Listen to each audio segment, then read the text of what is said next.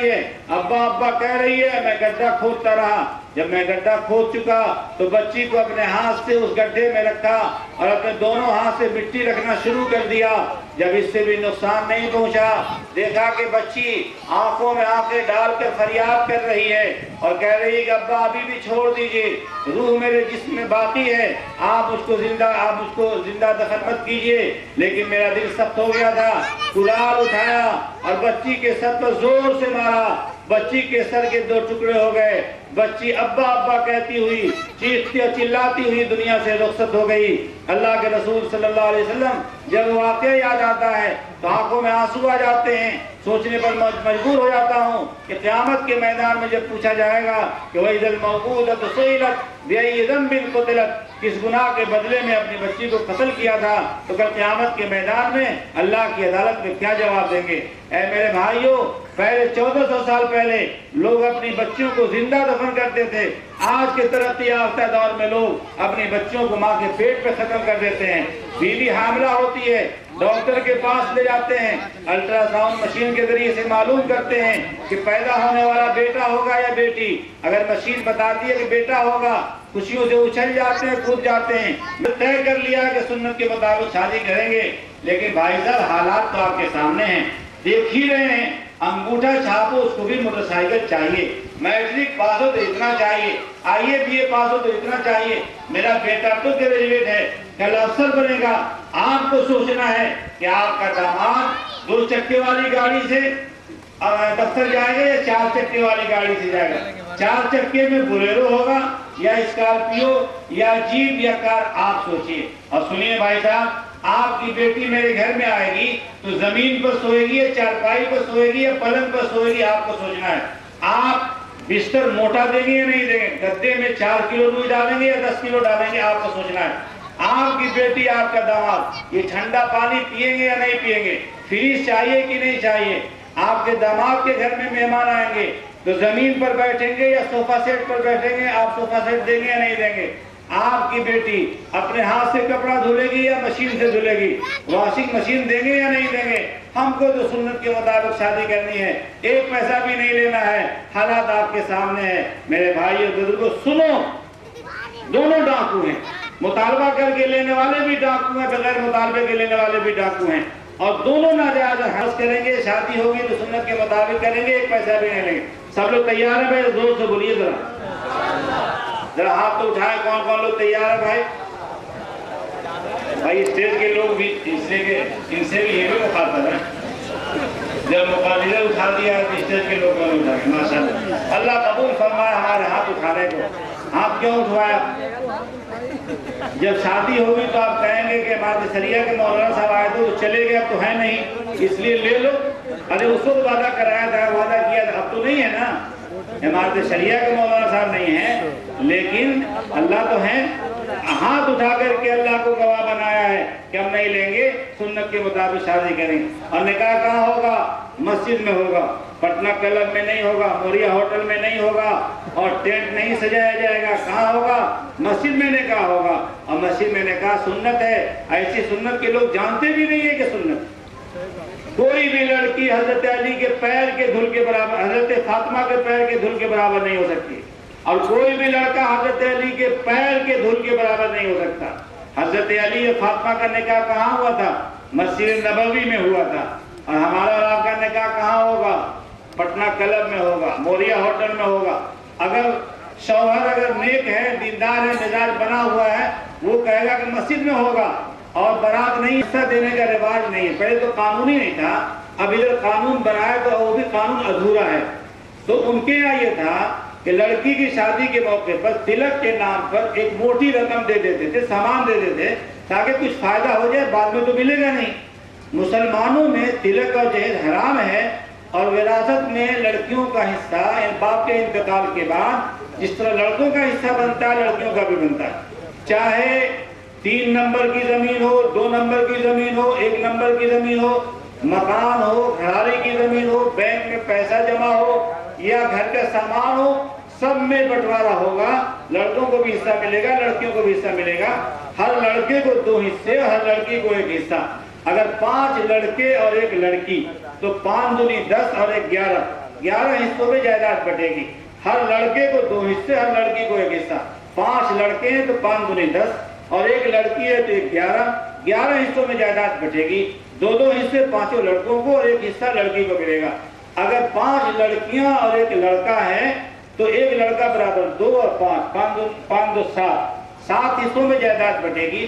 لڑکے کو 2 حصے اور 1 حصہ 5 حصے 5 لڑکیوں کو. وہ جو 10 آنا اور 6 آنا جو مشہور ہے یہ غلط مشہور ہے. 10 آنا لڑکوں کو اور 6 آنا لڑکیوں کو، چاہے جتنے لڑکے ہوں جتنی لڑکیاں ہوں، یہ غلط ہے. یہ شریعت کا حکم نہیں ہے. شریعت کا حکم یہ ہے کہ ہر چیز میں ہر لڑکے کو 2 حصے اور ہر لڑکی کو 1 حصہ. تفصیل سے قرآن کریم میں قانون وراثت کو بیان کیا گیا. موقع نہیں کہ میں تفصیل بتا سکوں.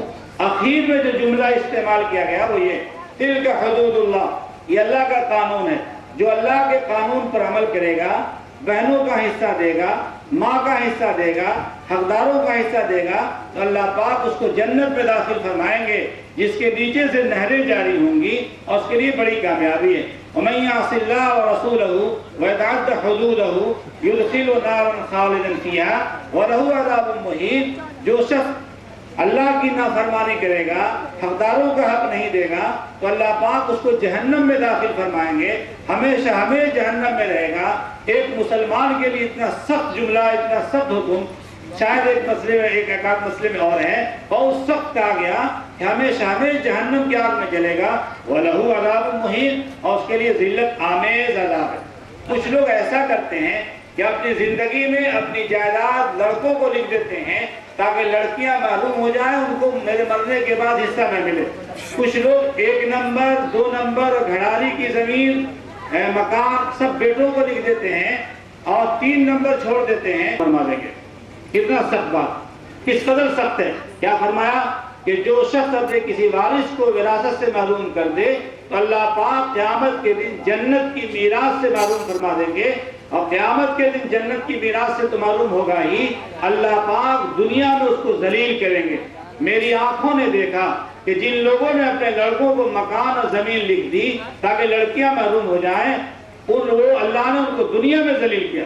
انہی لڑکوں نے ان کو مکان سے نکالا، جوتا چپل سے مارا، وہ در در کی ٹھوکریں کھاتے رہے. ان کو بھیک مانگنے پر بھیک تک نہیں ملی. لوگوں نے ڈر کے مارے بھیک نہیں دی کہ اگر بھیک دیں گے تو اس کا بیٹا ان کو گالی دے گا. انہوں نے اللہ کے قانون کو توڑا تو اللہ نے ان کو ذلیل کیا، ان کو رسوا کیا. آج ہماری بہن اگر حصہ بھی مانگنے آوے تو ہم کہتے ہیں کہ تم کو ہائی کورٹ اور سپریم کورٹ تک دوڑا دیں گے لیکن حصہ نہیں دیں گے. اگر کوئی بہن چلی گئی ہائی کورٹ سپریم کورٹ تو ہم یہ دعویٰ کرتے ہیں کہ ہماری بہن نہیں، ہمارے باپ کی بیٹی نہیں. اور 2-4 ٹوپی کرتا پجامہ پہننے والوں کو رسگلہ کھلا کر دہی چوڑا کھلا کر کے جھوٹی گواہی دلوا دیتے ہیں اور یہ ثابت کر دیتے ہیں کہ ہماری بہن نہیں ہے. کورٹ کا فیصلہ ہو جاتا ہے، جج فیصلہ کر دیتا ہے کہ یہ تمہاری بہن نہیں ہے، فلاں کی بیٹی نہیں ہے، وہ بیچاری محروم ہو جاتی ہے. یاد رکھو لوگوں، دنیا کے ہائی کورٹ اور سپریم کورٹ میں تو آپ محروم کر سکتے ہیں اپنی بہنوں کو ہوگی اور اصلی علوم کی بھی ضرورت کے مطابق یہ تعلیم دیں گے. آپ فیصلہ کیجئے کہ انشاءاللہ ہمارا یہ مدرسہ جامعہ بنے گا انشاءاللہ تعالی. آپ کوشش کیجئے، آپ زمین حاصل کیجئے.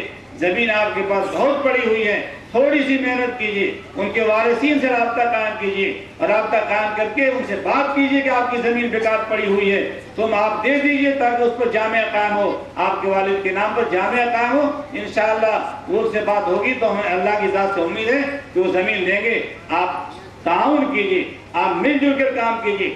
سب مسلمان متحد ہو کر کے، بھائی بھائی ہو کر کے، ذات اور برادری اور مسلکوں کے اختلافات کو الگ کر کے کلمے کی بنیاد پر جب متحد و متفق ہو کر کے قدم آگے بڑھائیں گے تو انشاءاللہ یہ جامعہ بنے گا. میں اس جامعہ کے ذمہ داروں سے کہنا چاہتا ہوں کہ آپ اخلاص کے ساتھ، جذبہ صادق کے ساتھ اللہ کی ذات پر یقین کر کے قدم بڑھائیے. نام و نمود مقصود نہ ہو، شہرت مقصود نہ ہو. آپ دنیا میں نام و نمود حاصل کرنا نہ چاہتے ہوں. میں سمجھتا ہوں کہ سید سلیمان ندوی علیہ الرحمہ نے اللہ ان کی قبر کو نور سے بھر دے، ان کے درجات کو بلند فرمائے. آپ نے نام و نمود نہیں چاہا تو اللہ نے پوری دنیا میں ان کو شہرت عطا فرمائے، خاص طور سے ہندوستان میں شہرت عطا فرمائے. ہم بھی نام و وسلم. ربنا ظلمنا انفسنا وان لم تغفر لنا وترحمنا لنكونن من الخاسرين. رب اغفر وارحم وتجاوز عما تعلم فانك انت العزيز الاكرم. ربنا اغفر لنا ولإخواننا الذين سبقونا بالإيمان ولا تجعل في قلوبنا غلا للذين آمنوا ربنا إنك رؤوف رحيم. ربنا هب لنا من أزواجنا وذرياتنا قرة أعين واجعلنا للمتقين إماما. ربنا آتنا في الدنيا حسنة وفي الآخرة حسنة وقنا عذاب النار. اللهم إنا نسألك الهدى والتقى والعفاف والغنى. اللهم إنا نسألك علما نافعا وعملا متقبلا ورزقا طيبا واسعا وشفاء من كل داء. يا أول الأولين يا آخر الآخرين يا ذا الجلال والإكرام يا ذا القوة المتين يا أرحم الراحمين يا أحكم الحاكمين يا مالك يوم الدين. اے اللہ ہم سب کے سب گنہگار خطاکار سے عطار ہیں. اے اللہ گناہوں میں ڈوبے ہوئے ہیں. اے اللہ قدم قدم پر تیری نافرمانی کرنے والے ہیں. اے اللہ ہماری نگاہ محفوظ نہیں, ہمارا ہاتھ پیر محفوظ نہیں. اے اللہ ہمارے عادت تیرے حکم کے خلاف چل رہے ہیں. اے اللہ کچھ بھی ہیں تیرے بندے ہیں. اے اللہ تو غفور رحیم ہے, تو بہت بہت معاف کرنے والا ہے. بڑے بڑے گنہگاروں کو معاف کیا ہے, چوروں اور ڈاکوؤں کو معاف کر کے اپنا ولی بنا لیا ہے. اے اللہ ہم سبوں کو معاف کر دیجیے. اے اللہ پورے علاقے پر رحمت کی بارش نازل فرما دیجیے. اے اللہ اتحاد اتفاق پیدا فرما دیجیے. اے اللہ اپنے نبی کی سنت کو زندہ کرنے والا بنا دیجیے. اے اللہ ہماری اولاد کو حافظ بنا, عالم بعمل بنا, دین کا داعی اور دین کا سپاہی بنا. اے اللہ ہم سبوں کو دین کی خدمت کے لیے قبول فرما لے. اے اللہ تمام مدارس مساجد دینی ادارے اور دینی جماعتوں کی حفاظت فرما دے.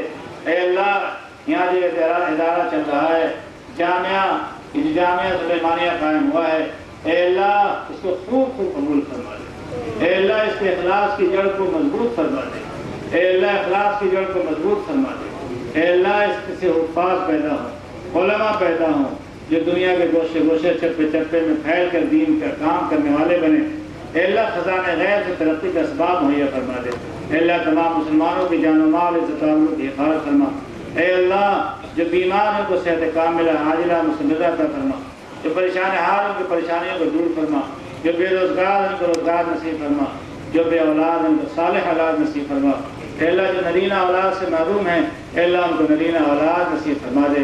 اے اللہ اس مجمع کو قبول فرما دے. اے اللہ اس مجمع کو قبول فرما. اے اللہ اس جلسے کو قبول فرما لے. اے اللہ کہ ایسا نہ ہو کہ یہ جگہ اور یہ جلسہ کل ہمارے خلاف گواہی دے. اے اللہ اس کو قبول فرما لے. اے اللہ اس کو قبول فرما لے. جن لوگوں نے محنت کی ہے, پیسے لگائے ہیں, وقت لگائے ہیں, اے اللہ ان کی محنت کو, ان کے پیسے کو قبول فرما لے. ان کی خدمات کو قبول فرما لے. جن بھائیوں نے دعاؤں کے لیے کہا یا لکھا ہے یا ہم سے توقع رکھتے ہیں, اے اللہ ان کے جائز مقاصد کو پورا فرما دے. اے اللہ جتنے لوگ تیرے سامنے ہاتھ پھیلائے ہوئے ہیں, آپ ان سب کی دل کی باتوں کو جانتے ہیں. ہر ایک کی کچھ تمنائیں اور خواہشوں کو پورا فرما دیجیے. ان سب کی پریشانیوں کو دور فرما دیجیے. ربنا تقبل منا انك انت السميع العليم وتب علينا انك انت التواب الرحيم.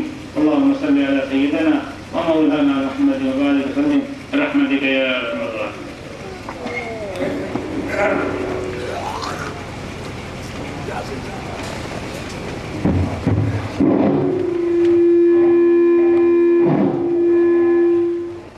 محترم حضرات, ابھی عشاء کی نماز 11:05 میں ادا کی جائے گی.